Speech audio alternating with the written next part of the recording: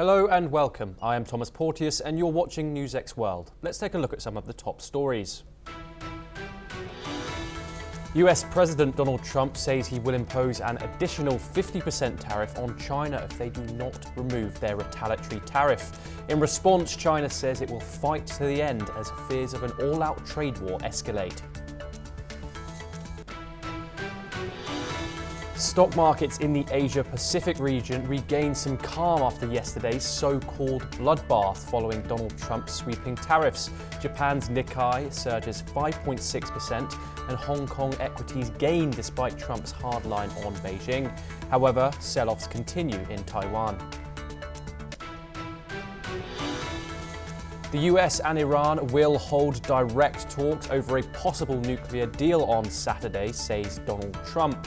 On the contrary, Iran's foreign minister also confirms the meeting but claims the talks will be indirect. In a visit to Washington, Israeli Prime Minister Benjamin Netanyahu meets with President Donald Trump to discuss tariffs, Iran and the Israeli hostages held by Hamas. Netanyahu is the first world leader to visit Donald Trump since his Liberation Day tariffs. US Secretary of Defense lands in Panama for his first official visit to the country as questions persist about Donald Trump's repeated vows to take the Panama Canal. During his trip, Hegseth will meet with Panamanian officials at a security conference in Panama City. India's External Affairs Minister S. Jaishankar and US Secretary of State Marco Rubio agree on an early conclusion of a proposed India-US bilateral trade deal. The two exchange perspectives on the Indo-Pacific and other areas during a phone call. South Korea's government confirms a June the 3rd date for a presidential snap election following the removal of Yoon Suk-yeol. The cabinet agrees on the date after discussions with the National Election Committee. At least 22 people die from flash flooding and tornadoes in the Midwestern and southern United States over the weekend. The fierce weather prompts the National Weather Service to warn that dozens of locations will reach major flood stage even as rains begin to slow.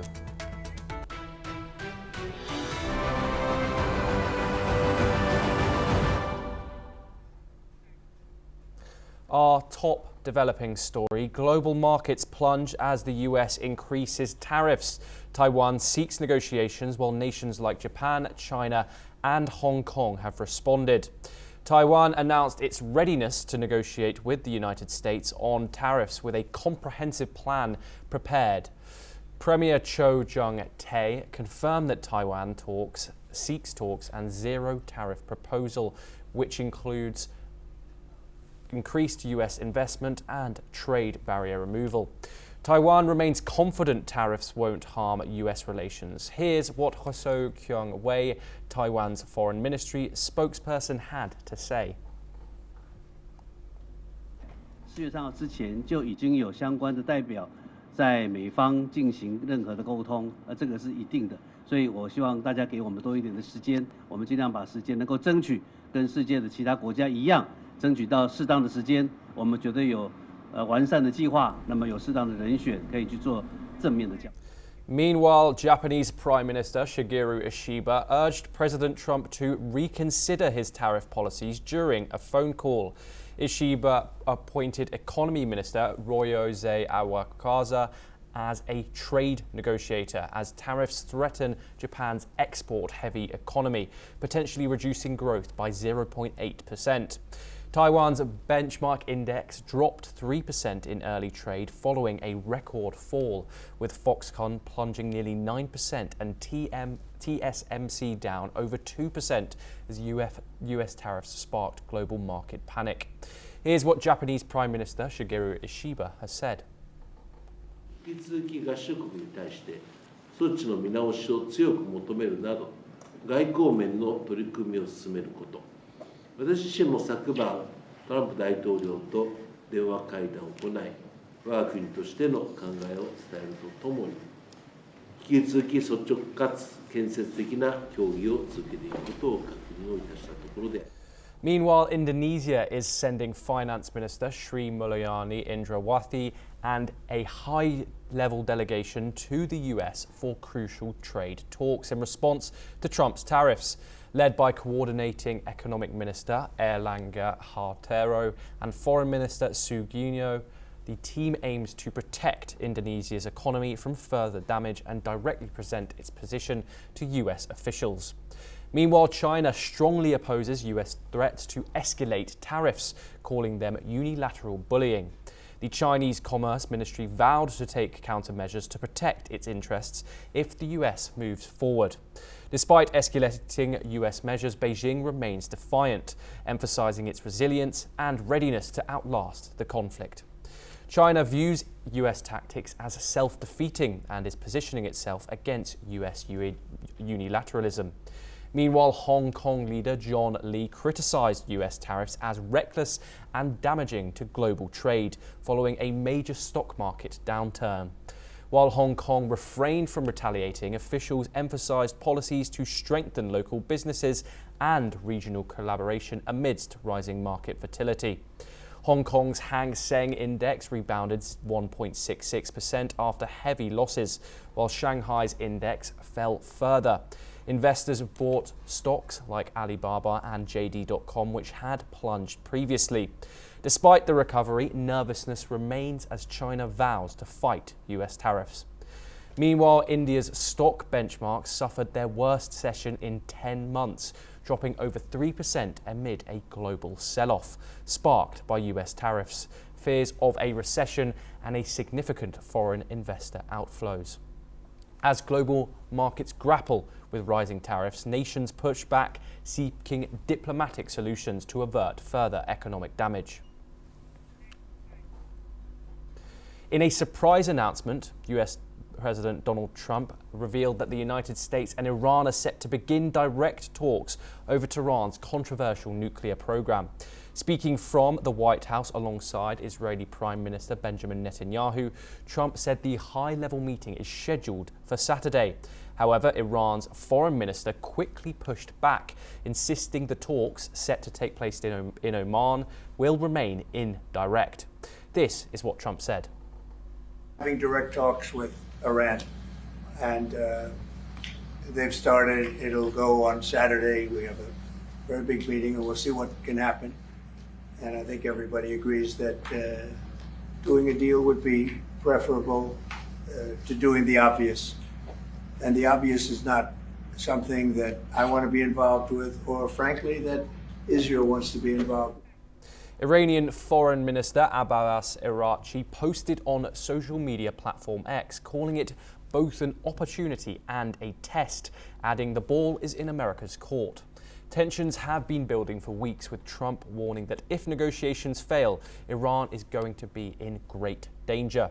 Iran had earlier refused direct negotiations under pressure from Washington, rejecting Trump's ultimatum to talk or face military action. We have some breaking news coming in now from the Middle East, where Israeli airstrikes on Gaza overnight have left at least 19 people dead and dozens more injured, according to Gaza's Civil Defense Agency. The raid targeted multiple locations across the Palestinian territory as Israel resumed its offensive against Hamas. The casualties included several children, and the bombing has intensified the ongoing conflict. Civil Defense spokesperson Mahmoud Bassal confirmed the deaths, highlighting the growing toll on civilians. We stay with news from Israel, where Prime Minister Benjamin Netanyahu announced on Monday that Israel will quickly eliminate its trade deficit with the United States and remove trade barriers following a high-stakes meeting with US President Donald Trump at the White House. Despite Netanyahu's commitment, Trump did not commit to pausing the new 17% tariffs on Israeli imports, which take effect on Wednesday. Trump said the US already provides Israel with billions in aid and is not looking at halting tariffs even for allies. Israel is one of over 60 countries hit under Trump's reciprocal tariff system and is expected to lose $2.3 billion, with the tech sector most affected. Netanyahu also met with US Trade Representatives Jamieson Greer and Commerce Secretary Howard Lutnick. Meanwhile, Trump confirmed that US-Iran nuclear talks will begin Saturday, warning Iran of great danger if negotiations fail. Tehran agreed to indirect talks through a mediator, emphasizing its stance against nuclear weapons development. Here's what Netanyahu and Trump said during their meeting. Steve Witkoff was President Trump's very able representative, helped us get a deal that got 25 out. We're working now on another deal that we hope will succeed. And we're committed to getting all the hostages out, but also eliminating the evil tyranny of Hamas in Gaza. Well, you know how I feel about the Gaza Strip. I think it's an incredible piece of important real estate. And I think it's something that we would be involved in, but, having a peace force like the United States there, controlling and owning the Gaza Strip would be a good thing. Because right now, all it is for years and years, all I hear about is killing and Hamas and problems. And if you... In a related development, the humanitarian crisis in Gaza is reaching a breaking point. The United Nations is sounding the alarm. Food supplies are running out, border crossings remain sealed, and public health risks are skyrocketing. Sanitation in makeshift camps is deteriorating, with fast reports of flea and mite infestations, severe skin infections, but with aid trucks stuck at the borders.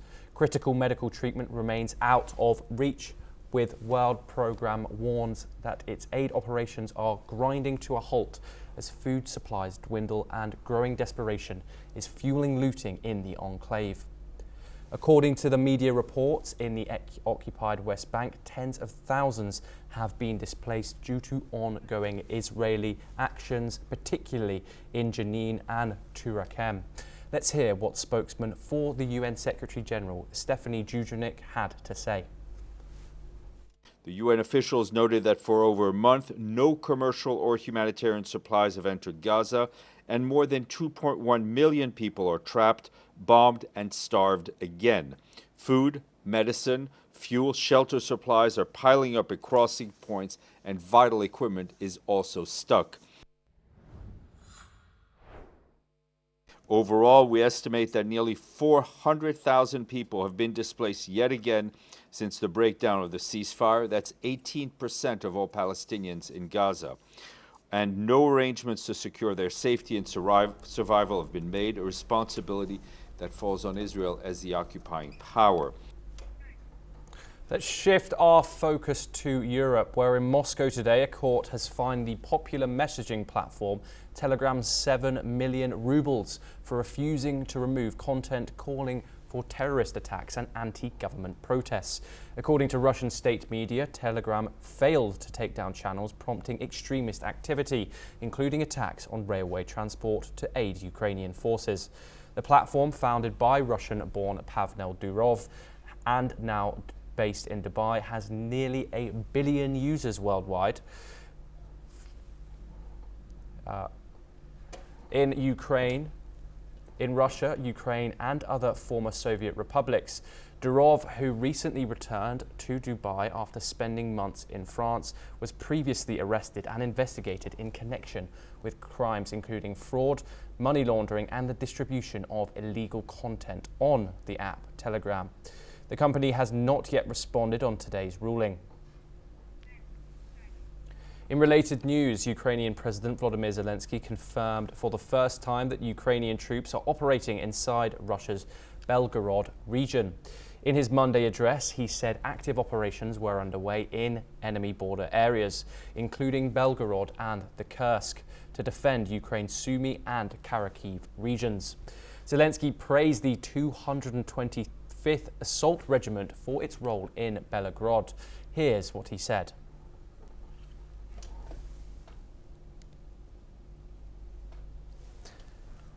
Here's what President Zelensky said on the matter. Окремо доповідав сьогодні головком Олександр Сирський, фронт, наша присутність на Курщині та наша присутність в Білгородській області. продовжуємо вести активні дії в прикордонних районах на території ворога. І це абсолютно справедливо. Війна повинна повертатись туди, звідки вона прийшла. He also said these cross-border incursions have helped ease Russian pressure on key Ukrainian front lines, especially in Donetsk. Despite recent Russian gains in the Kursk, Kyiv views the operations as successful in diverting Moscow's forces. Russian President Vladimir Putin has suggested carving out a border buffer zone. Meanwhile, Russia claimed it captured Bazivka in Ukraine's Sumy region, which is a claim that Kyiv has denied. This is Zelensky's first direct acknowledgement of troops in Belgorod after weeks of indirect references. Analysts remain divided on the long-term benefits of Ukrainian incursions into Russian territory. We move now to some breaking news where the Soyuz MS-25 spacecraft has successfully launched towards the International Space Station. The rocket lifted up from Buyukano Cosmodrome in Kazakhstan at 1:47 a.m. Eastern Daylight Time, carrying NASA astronaut Johnny Kim and Russian cosmonauts Sergei Ryzhkov and Alexei Zybrovsky. This marks the start of their journey to the International Space Station, where they will join other astronauts in conducting important space research. The launch was smooth and the crew is now en route to orbiting the lab, where they will spend several months aboard the International Space Station. Moving over to the United States now, where at least 22 people have died from flash flooding and tornado damage across multiple US states, with Tennessee suffering the highest death toll. 3 deaths were reported in Missouri, Kentucky, Indiana, Mississippi, Georgia, and Arkansas. In Kentucky, a 9-year-old boy was swept away by floodwaters, while in Missouri, a volunteer firefighter died in a crash while rescuing storm victims. In Arkansas, a 5-year-old boy was killed by a falling tree, and in Georgia, a father and son died when a tree struck their golf cart. The National Weather Service has issued flood warnings as swollen rivers continue to rise. Nearly 9 million people were under a flood, and storm warnings persisted across the northwest. Despite slower rain recovery, this could take weeks. The storm caused widespread damage. Over to South America now, where US Defense Secretary Pete Hegseth has arrived in Panama for his first official visit amid ongoing tension surrounding President Donald Trump's past vows to reclaim the Panama Canal. During his visit this week, Hegseth will meet with Panamanian officials and defense leaders from other Central American nations attending a security conference in Panama City. Meanwhile, Panama's comptroller Anel Flores revealed a significant financial dispute, announcing that Panama did not receive $1.2 billion owed to it under a canal ports contract with Hong Kong's C.K. Hutchinson. Flores explained that the country loses approximately $55 billion annually due to this unresolved issue. The timing of the audit release is notable, as it came just hours before Hegseth's arrival in the country. This is what he said about the issue. Mire, para concluir, yo creo que esto es un tema muy delicado. Como le dije temprano, la gente de la Autoridad Marítima Panameña de aquel tiempo, cuando se dio la renovación, malamente usó una auditoría de la Contraloría donde decía textualmente que se habían hecho sustanciales cumplimientos de las obligaciones básicas del contrato. Si eso lo sumamos a los perjuicios económicos que da el hecho de que le dimos tantas exenciones fiscales, muchas exenciones fiscales, el no pago de la renta, un sinnúmero de exoneraciones fiscales, que eso arroja otros 350 millones más. O sea que realmente el perjuicio para la República anda por el orden de 1.2 billones de dólares a razón de 55 aproximadamente por año que dejamos percibir como país. Esas son las repercusiones de este contrato y de los malos panameños. Trump's administration has long pressured Panama to reduce Chinese influence in the canal, further adding to the geopolitical complexities surrounding the issue. We move to the Indo-Pacific now, where South Korea is set to hold a snap presidential election on June the 3rd, following the dramatic ousting of President Yoon Suk-yeol. Acting President and Prime Minister Han Duck-soo made the announcement on Tuesday, saying the timeline was chosen to ensure a smooth electoral process and give political parties adequate time to prepare. This follows last week's unanimous ruling by South Korea's Constitutional Court, which upheld Yoon's impeachment after he briefly declared martial law in December, an unprecedented move that sent shockwaves through the country's democracy. Yoon, elected in 2022, claimed the drastic step was needed to fight political obstruction and so-called anti-state elements, but lawmakers and the judiciary found he had dangerously overstepped his authority. As per South Korean law, a new presidential election must take place within 60 days of an impeachment. Moving on, at least 9 people were killed and 4 injured in a brutal cartel attack at a drug rehabilitation center in Culiacan, Sinaloa. Gunmen stormed the Shaddai rehab facility, demanding to know if patients belonged to any criminal groups. When no one answered, they opened fire. 8 victims died on the spot, while 1 succumbed to injuries at the hospital. Hours later, armed men abducted Gurumilo Rodriguez Gaxula, the president of the Sinaloa Rehab Network, from his home.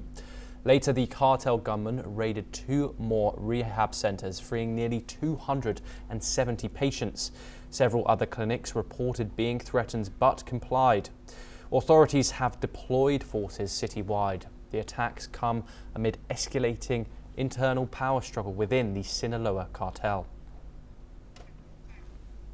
Let's move to Africa now, where in the Democratic Republic of Congo, at least 33 people have died after a devastating flash flood swept through the capital, Kinshasa, over the weekend. Heavy rains triggered the river to overflow, inundating homes and collapsing walls, causing most of the fatalities.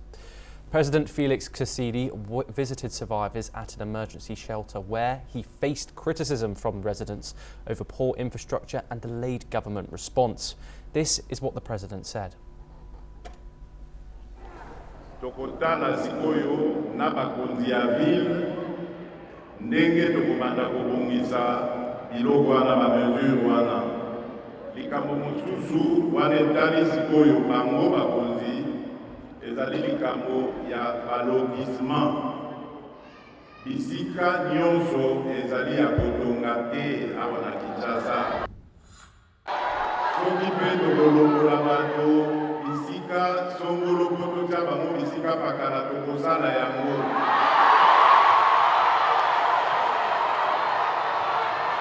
po esengeli eloko ya liboso oyo esengeli kozala ezali sécurité ya bavi ya bakongolais.